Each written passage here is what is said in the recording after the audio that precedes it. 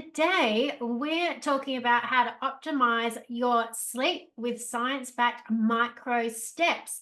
And I'm really intrigued for what we're going to learn in this episode, as today's guest is an amazing woman that I met fairly recently through business networking. And she partners with Lux Resorts to design bespoke sleep experiences. Sabine Christelli is a holistic sleep and deep neuro rest scientist, a podcaster, speaker, and a facilitator. And Sabine has a Bachelor of Science in biochemistry, immunology. She has a graduate research certificate in sleep research. She's an NLP Master Practitioner, a hypnotherapist, and an internationally trained Kundalini Yoga teacher specialising in breathing.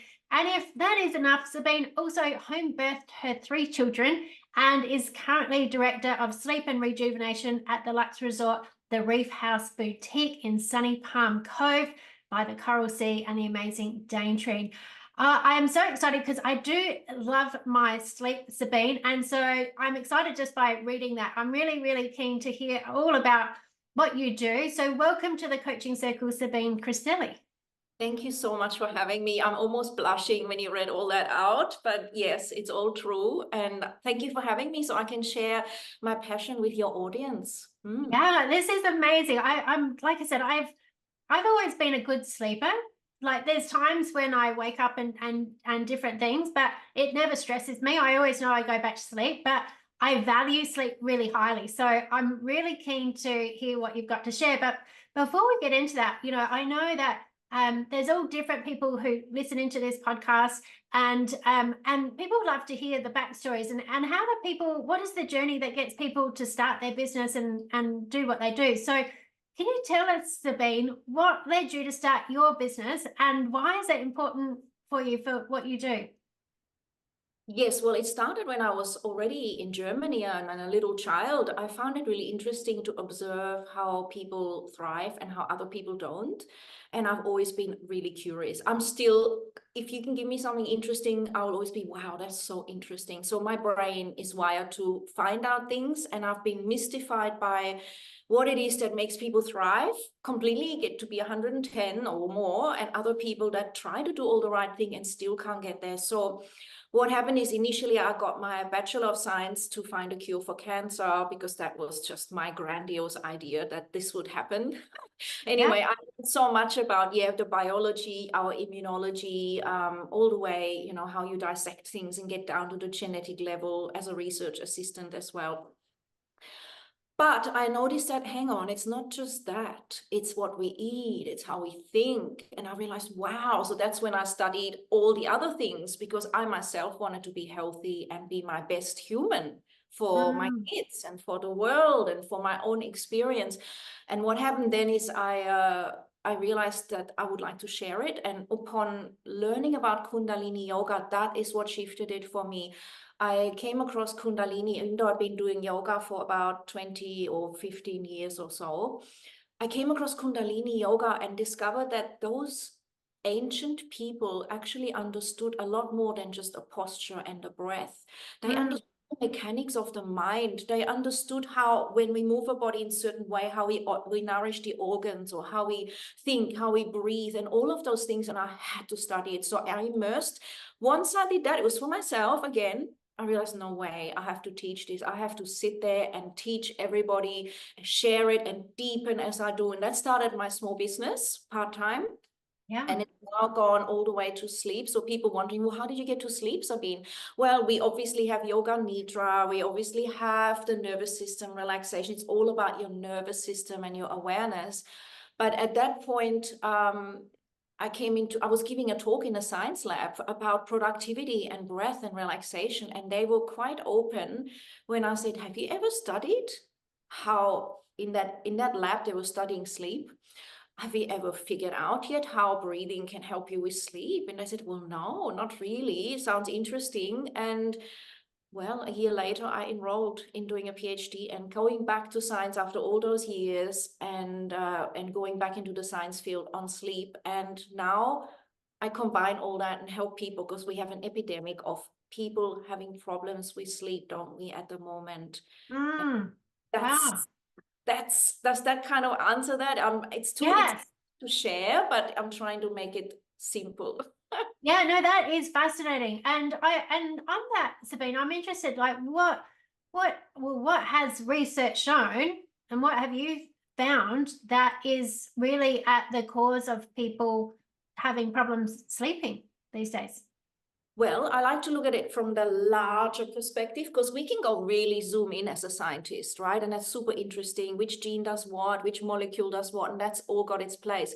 When we actually zoom out and look at the bigger picture, all the things that we're studying and that affect sleep are triggered through stress, are triggered through fight or flight, are triggered through not able to really rest because we are too stressed, whether we even know it or not. Some people say, I'm not really stressed.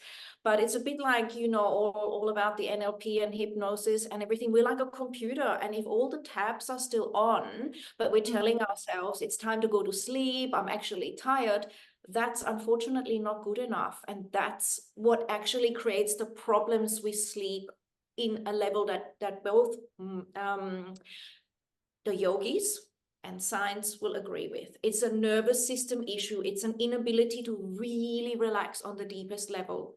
And if you look at it, like, I know you know this, but maybe some of your audience will find this inspirational, that traditionally, when we evolved as humans, we would be very vulnerable in those 1/3 of our life at night. We lie there, we completely let go, we are very vulnerable, we're not productive, we're not reproducing, all those things humanity kind of needed to get further. And so in that state, we needed to feel safe to be able to rest. Otherwise, we'd be listening out for the saber-toothed tiger, and then we'd be ready to go. These days, everything is the saber-toothed tiger, Toni. So it's like that last thing we watched on a reel. It's that news we happen to hear. It's when we checked our bank account. It's when someone sends us a text that's upsetting. It's maybe we gamed and had fun for too long and we're actually really wired. And so what happens is, this is the amazing thing that most people that I meet don't realize. They say, well, I can fall asleep really well, but why do I wake up? Or why don't I wake up refreshed? Well, the answer that everybody's going to want to hear is, because you didn't wind down enough for the evolution of who you are to feel safe to go into the deep, restful, neurologically rejuvenating sleep. Does that explain that well? Because I just want to make sure this is an important message. Absolutely, Sabine. I think that is really well explained. And I think, you know, one of the things, and I love your kind of take on this, because like I absolutely get what you're saying there about not winding down enough, and that would be me. I don't ever have problems falling asleep. Anytime I have problems, it's waking up at like 2:30 or 3:30 or 4:30. Sometimes that's because it's my cat. Sometimes it's because I'm thinking about stuff, right? That, you know, whatever things that I've got going on. But it's never a massive problem. But do you think for the people that are having trouble going to sleep, that's, you know, I often hear people saying about that's when they go to sleep, is when all their thoughts start racing, because I guess during the day they're often distracted with whatever else. And then by the time they go to bed and lie down, there's nothing there to distract them. And then that's when the thoughts kick in. Yeah.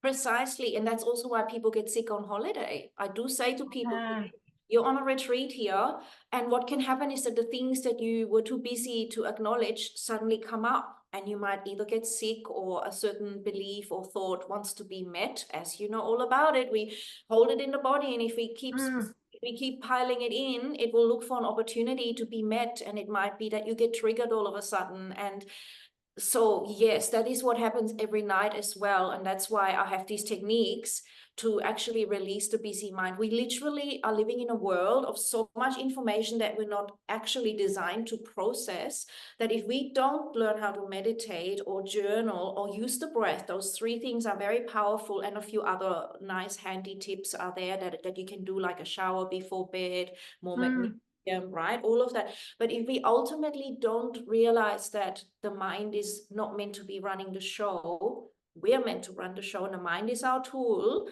then it will go nuts at night going, well, you've had 3 hours. Hello, we've got a couple of problems that are not even real problems. Often, sometimes they are.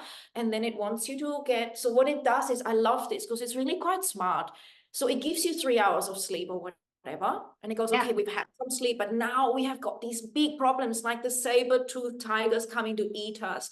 We have to metaphorically now resolve our problems, whether they're big or small. And then what happens is it wakes you up, you're thinking, part of you knows this is ridiculous, I need to sleep, and you don't know how to get back. So there's also tips on how to get back to sleep. So when you're awake, certain things will not help that people do things like going on an iPad or lying there and tossing and turning. That really doesn't work well. But there's other techniques that I teach. I can share them in a minute if you want. That when you wake up at night like this, what will actually help you to get back to sleep sooner and reassure your nervous system to, again, that it's okay, we go for another cycle. Because sleep is a 90-minute cycle. So if you wake up and you've only gone into that next cycle, because you sort of dip in and out every 90 minutes subtly. So if you wake up and you dip out and suddenly the brain goes, actually, hello, we've got some issues, let's resolve them. She's had 3 hours of sleep, come on, blah, blah, blah.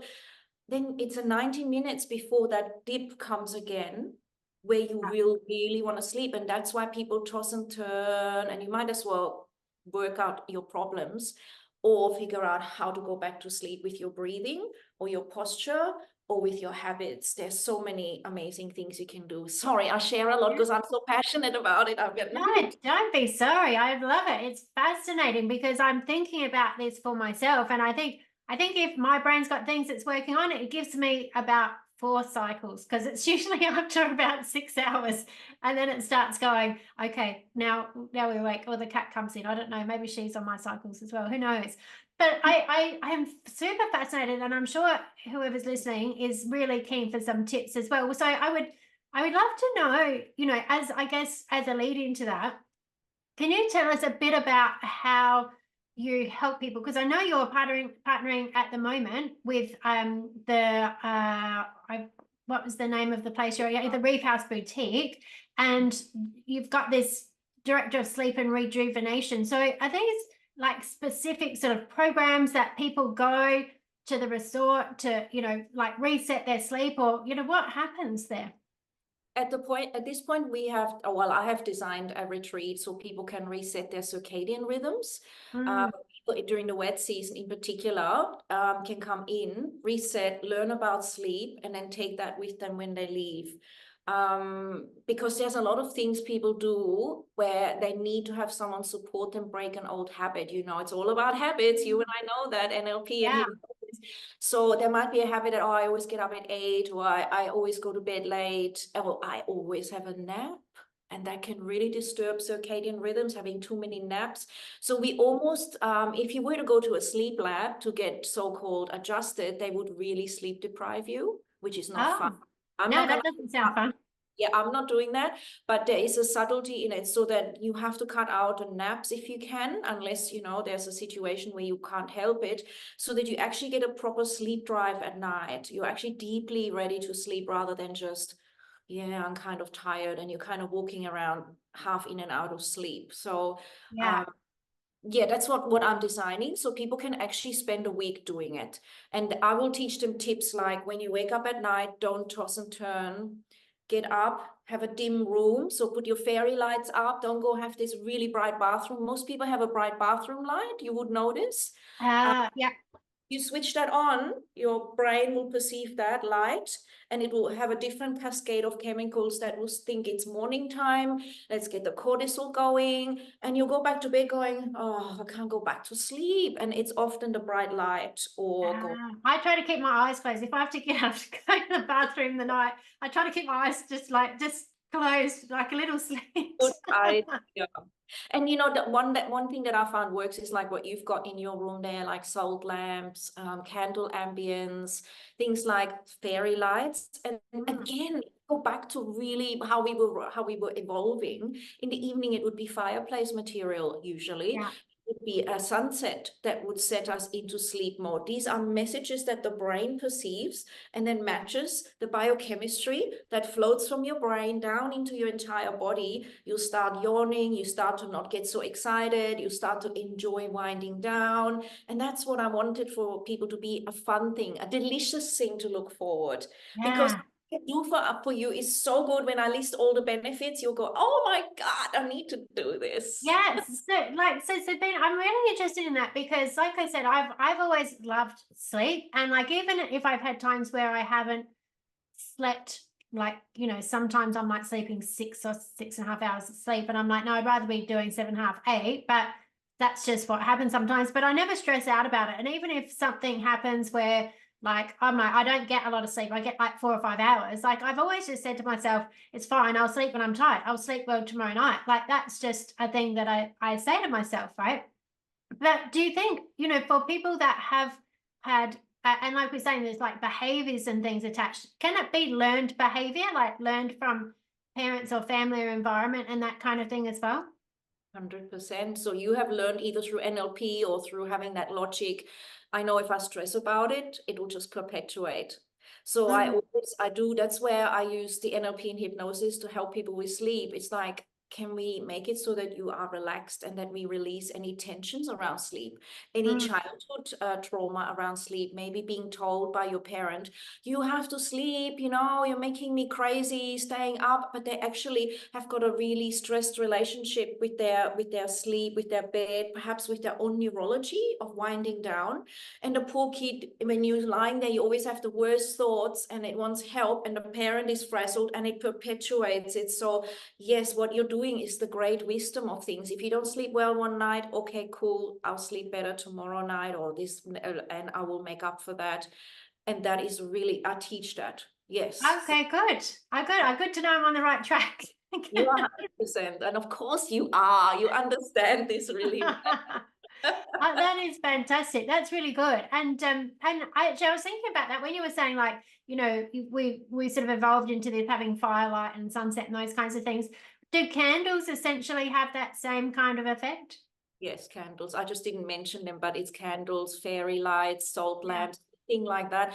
That's why Yeah. some people modify their life by in the evening only turning on dim lighting as a routine to start switching the chemistry over, or Yeah. to put even orange light bulbs into the rooms where they spend the evening. Ah, It's so powerful. It's like you're switching on the brilliant chemist in your brain. So if yeah. kids even had that and they had said, okay, it's evening time, it's 8 o'clock, we want to be asleep by 10, 2 hours to wind down. So don't read wild and woolly books. Don't do crazy games and whoop, like wind down and the light is dim, and they will sleep like babies, and then they won't be so agitated in the morning. They will perceive and learn better at school, and they will have confidence because lack of sleep robs you of your confidence. You become all scattery and in fight or flight, and see how it's all connected. It's Yes. oh yeah. Yeah, it is. It's fascinating. So I'd love to know, Sabine, have you got like an example, I guess, of you know, without obviously identifying anyone, but like that where you've worked with someone, like what kind of like what are some of the most intense issues that you've seen people have with sleep? And then, you know, how like I guess working with you, what's then been the outcome? Well, the most intense that I've discovered is couples having very different needs and desires with the bedroom. And because a lot of couples come here on resort together, not always, but a lot, it's Yeah. really interesting hearing them talk to each other. Oh, but I want to have a Zen space room. Oh, but I like it cluttery. And, you know, and then someone says, yeah, but I'm hot. And then you turn on the TV at night and that bothers me. And they say, yeah, but you turn on your phone and that bothers me. And so I feel like because most of us are in a relationship, if we're not, it's much easier for sleep, but is really to talk about sleep and how you wake each other up, and whether it's worth it to have different plans, different rooms, more respect, because when your husband or your wife or your partner or whatever it is sleeps better, you'll have a much better chance of getting through that relationship without killing each other and having resentfulness, and also wearing each other down. A lot of couples do that, and the really healthy couples I noticed, they actually co-create, and then they have said, wow, we feel so good, and we feel our romance is better, and our evening routine is actually a way for us to connect rather than both of us working on our business. What are we doing? You know, for them it's been a big wake-up call. I've heard that a lot here, and they say, wow, we look forward to this next chapter of using sleep to really have a longer life, to be there for our grandkids. It's really heartwarming. It's really nice to see. Does that kind Ah, of answer your question. Oh, absolutely. And you know what, Sabine, on that, I'm a massive advocate for having separate bedrooms from your partner. My partner and I have separate bedrooms, and it's definitely helped him live longer because because he snores, and it used to drive me crazy. Like I think if I was subjected to lack of sleep for a long time, I could be like capable of doing injuring someone. Like Yeah, and that is that drive that you, how much you know that you need to sleep. yes, like And I hear this with couples here too. They're building resentment, and they're starting to talk about sleep because they're here. And because I'm also a coach and all these millions of things I've experienced over my life, I say to them, it's really cool that you're both realizing now that you're actually frustrated with each other on some level, and it's coming to this place. And if you catch that now, you can harmonize it. Because I tell you what, if you do this for another 2 years, one of you will be either sick or unwell or blame the other or get angry or whatever it is. It affects everything, your hormones, your mental health. It will have an impact. Definitely. I've definitely found us having separate bedrooms has made a huge positive impact on our relationship. And I think that's an important thing though, because do you find that people are very much conditioned that, oh my God, if you've got a healthy relationship, you have to be sleeping in the same room and the same bed, and you've got to be putting up with this stuff. Yeah. You read my mind because we're a similar wave. I just love everything you do. Yes, and we have to unwire that. And people often, by the time they think of this, they're really desperate. They actually realize it's a fight for their life. I see the women saying, God, I just can't I can't give up that just to sleep next to them, because it's not sexy, it's not romantic, it's not anything. And so, yes, if they have that belief, which a lot of people do, oh my God, well, if we're not in the same bed, doesn't mean we're going to divorce soon. I say, if you've got that belief, let's investigate that one, because it's actually the other way around. You're evolving and nurturing each other on a better level, and really you're gonna grow into the sunset of your life much more likely. Yes. Yeah. And I mean, I think it's just it's whatever works best for you and your relationship, isn't it? I'm not saying everyone has to sleep separately, but if it's a problem, it's a very good solution. And I think it is part of that evolution, because I think you have to be okay in that you're not in this kind of codependent kind of, oh, we have to be in this connected, all that kind of stuff, which I would have been like actually years ago before I did the work on myself. That was me. I was very kind of clingy. Whereas now I'm like, no, it's much better to have your own space. And I guess to be in that place of knowing that, well, it's up to me to make myself okay, and it's up to them to make themselves okay, and then together we cohabitate and come together and grow in that way, and it's much healthier kind of perspective. And you've just given people a whole coaching session there to have the guts to ask that and to realize, wow, actually, I never thought of this. Maybe let's do it. And the woman can create her sanctuary. The guy can have his whatever version of that is. And then you meet in between. You want to come to my room tonight? You want to come to my room?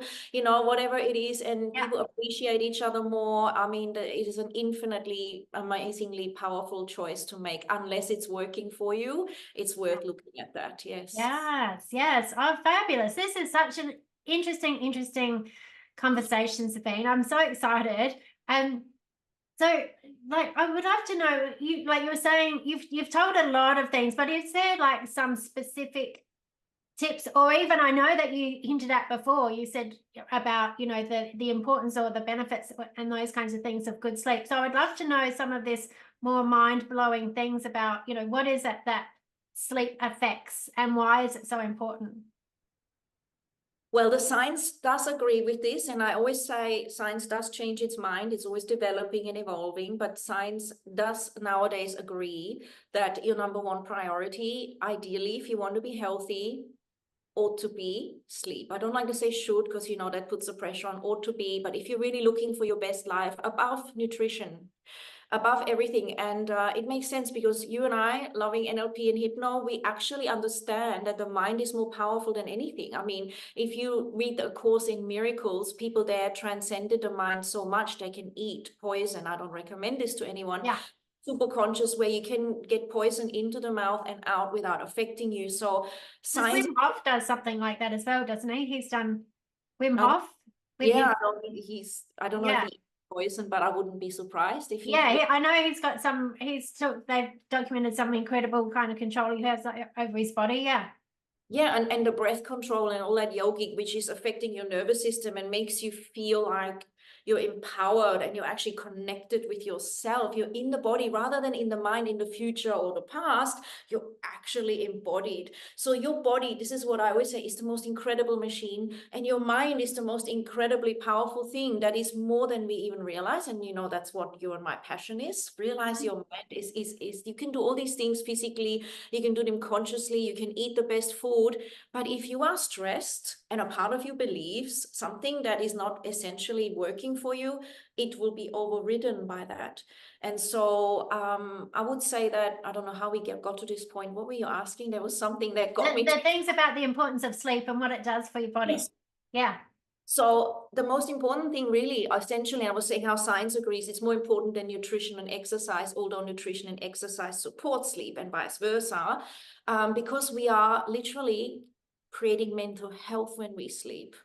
Because when we sleep, our memories are consolidated. Our lymphatic system, which I didn't used to know, and I knew lymphatic, but I didn't know lymphatic, that's the brain. I didn't know that we create chemical waste in the brain. I had no clue about that in the past. And we actually detox that at night. And if we don't get the full sleep, or we only get 2 hours, or we get disturbed, or we don't feel safe to go deep and go into that detox, because during that detox, you don't want to be waking up. It's like you're in a process, from what I know, from what science says right now. So therefore, if we're missing out on it, can you imagine our thinking is foggy, which creates our reality? So if we integrate the mind and really work with that, we sabotage. For example, someone wants to get pregnant. Yes, sleep is important. But if you're nervous and you have anxiety since the last 5 or 10 or 20 years, you don't get the deep sleep, your brain will actually make you feel fearful and negative about potentially conceiving and all of that stuff. And on top of that, the biochemistry is not supportive. It actually thinks it's probably not safe to have a kitty right now because she's under a lot of stress. So people go on a holiday to conceive, people go and relax and take diets, but the main key is actually that they're relaxing. Because you can eat all the healthy food. I've met women like that.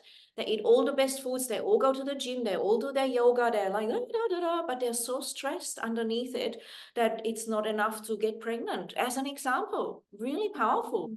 Yeah. So it is that stress. And I guess, you know, as you were talking about that, I guess some of the areas where, like, because like you said, it's more important than nutrition, because how long can you go without sleep? Because you can go without food for like 3-4 weeks or whatever. Right. Yeah. And water, you can even go for, it's a lot less, but I can't remember. But how long can you actually survive without sleep?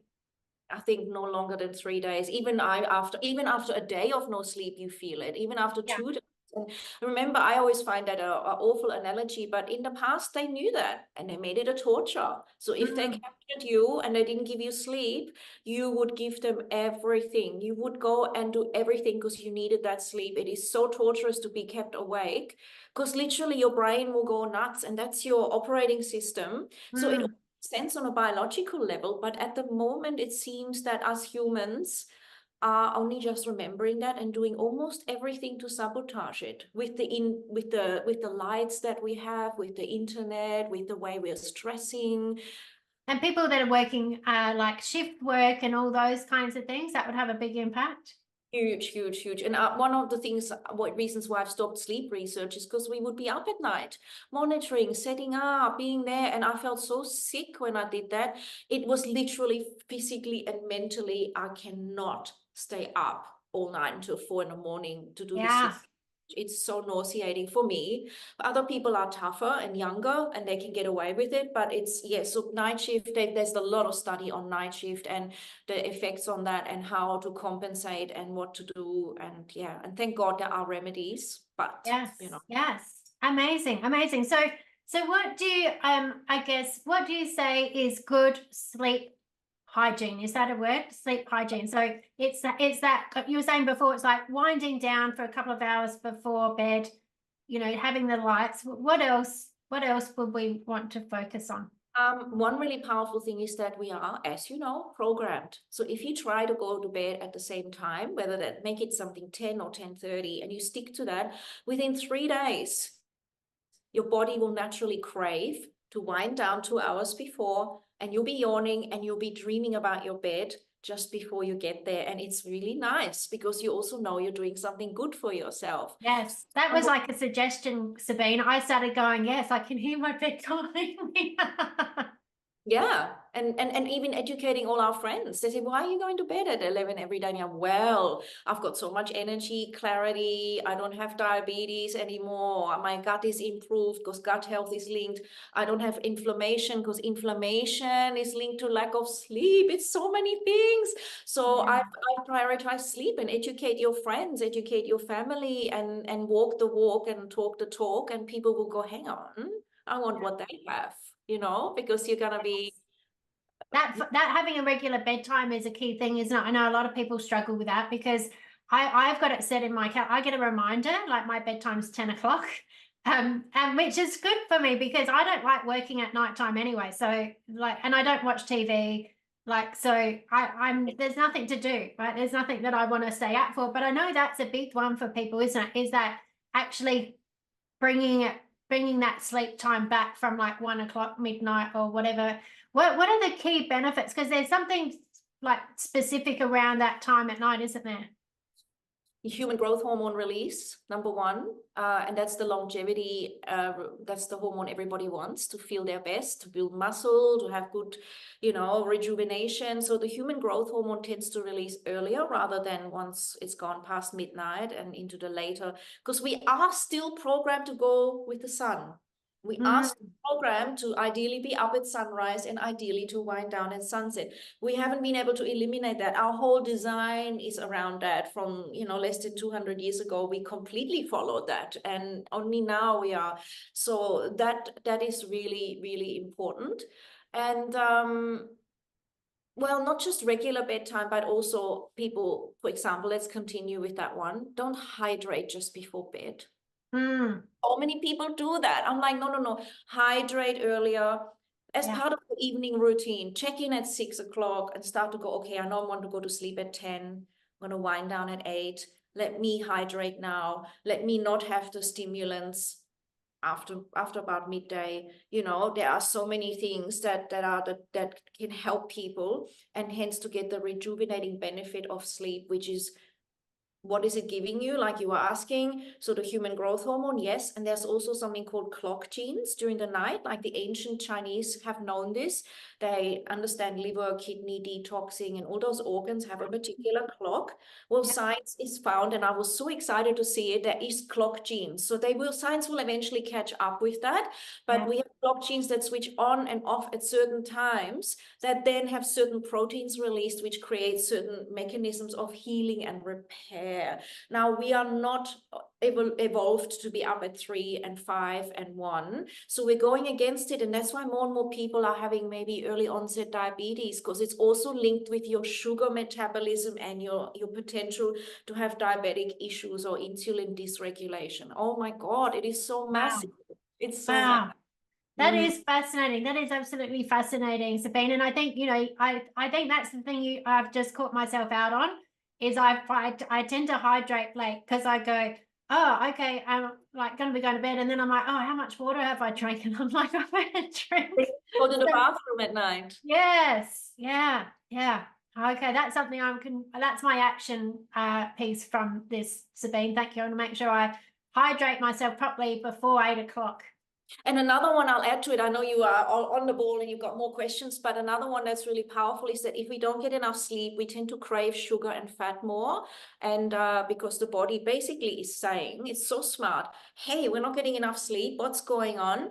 If we do need to run away from a saber-toothed tiger or from some threat, which these days is everything from a red light to a bad email, right? We need the energy. And so it will make you have an insane, deep craving for instant energy, sugar and sustainable energy, which is fat. So the chocolate comes into it, the fatty foods, the chips, the lemonades, and all those things then cause weight problems. And it's really hard. I've had it a few times when I didn't have good sleep, and I noticed how much I craved a Mars bar or whatever it would be. And I really observed it, because I observed myself and wow, at that time you need to catch yourself if you can and have a hard-boiled egg, or make sure you have a really good dinner at 6, not too close. That's another tip. Don't have your dinner before bed. Have it around 6 or 5 if you want to wind down at 8 and sleep by 10. It makes a huge difference to your quality of sleep as well. Anyway, I had to add that in. There you Yeah, are. no, I love that. I love that. And I think that's the thing I noticed for myself. If I've got to start my day with lots of protein, because otherwise I'm like looking for the fatty sugar chocolates, by 3 o'clock in the afternoon. So yeah.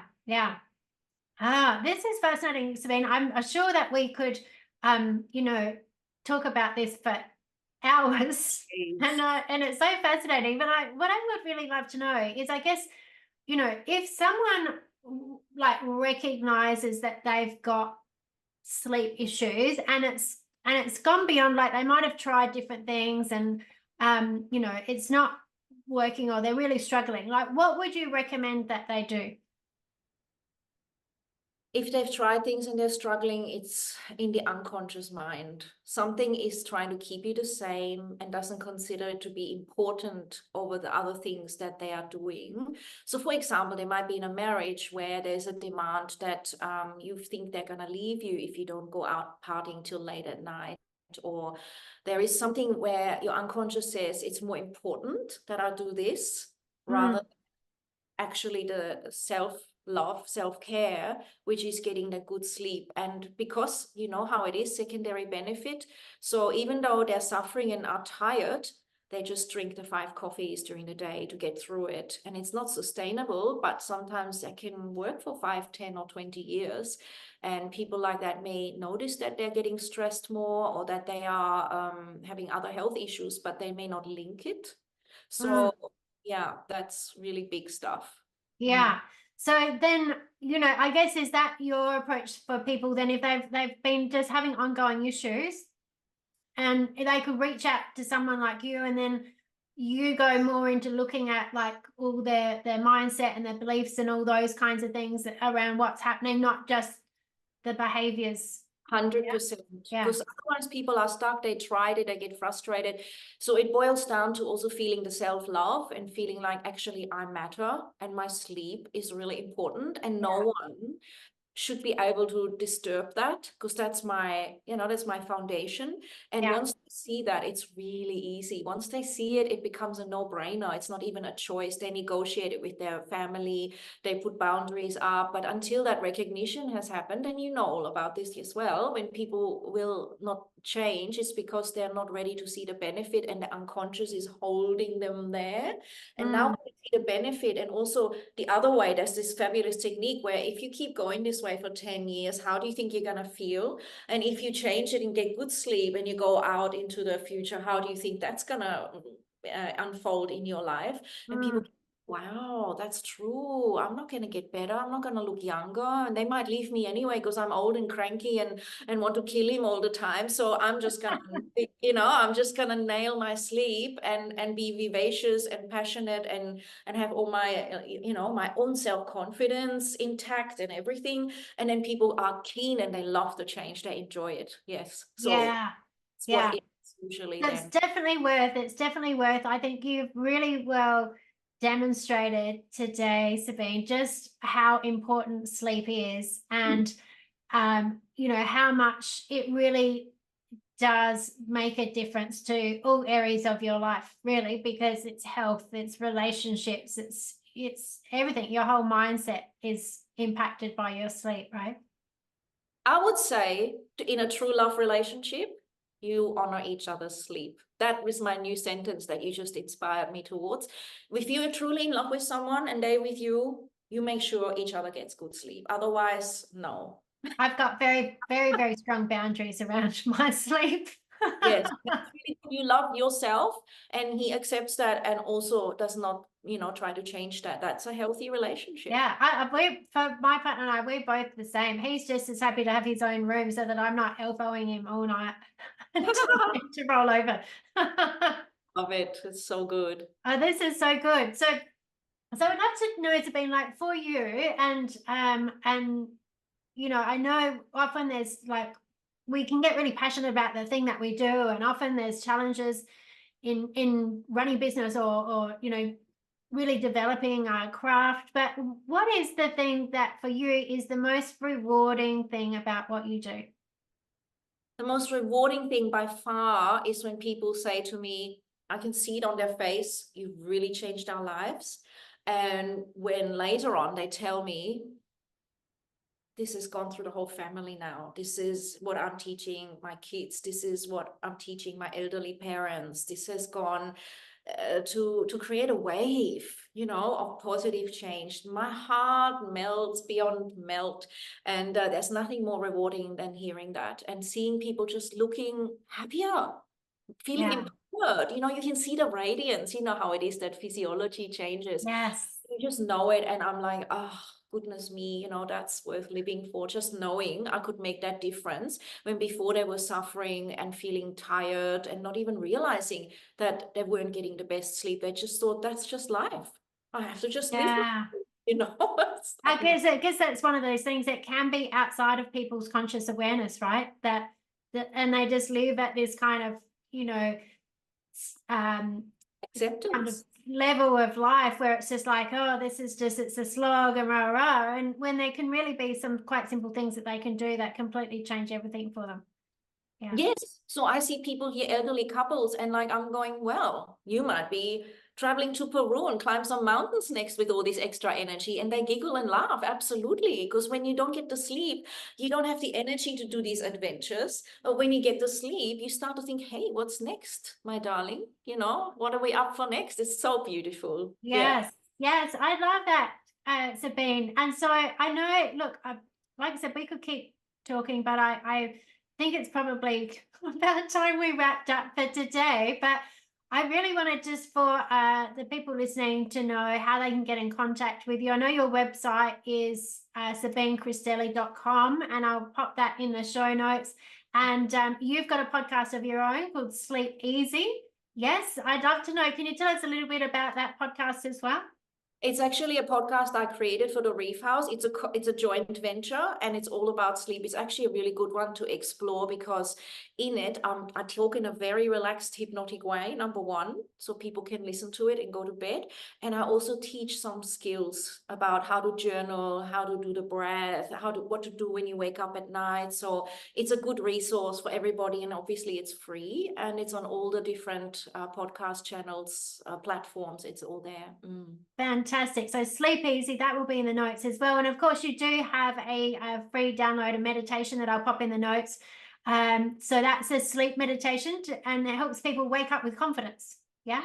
I'm actually uploading a sleep one. So that's coming up. When you go and check it out, I made it and it's still in transit. Yeah, so you've got plenty of resources. People can go and check that out as well. So that is amazing. And of course, the final question I always like to ask my guests, because I know as a business owner, and many people experience that we can often get so caught up in what we do that it becomes all consuming. But what is it, Sabine, that you do for fun? Pure fun is often woven in with what I do because I love what I do so much. But yes, today I went to the sauna up the road. There's a place here, and I love that. And just floating on the water afterwards, walking around, exploring nature, taking photos of it, being with my kitties, dancing. I love that, and I love having time to myself. As much as I'm very social, I have these two things. So I think life is fun overall. I really do. Okay. Yes, and you're living in a very beautiful part of the world. I mean, there's so much to see and do up there. That's wonderful. Yes. Oh, that's fabulous. Well, Sabine, thank you so much for being such a fascinating guest. You've shared, you've been so generous with what you've shared, and I'm sure for everyone listening and definitely for me, there's been lots to learn and take in. And so thank you so much. It's been a real pleasure. Oh, it's been my pleasure too, and we could easily do a part 2. Hey, audience, if you want more, let them know, and let Toni know, and we'll do a part 2. I'll be so happy for that. Absolutely. Thanks, Sabine. Thank you, Toni, so much.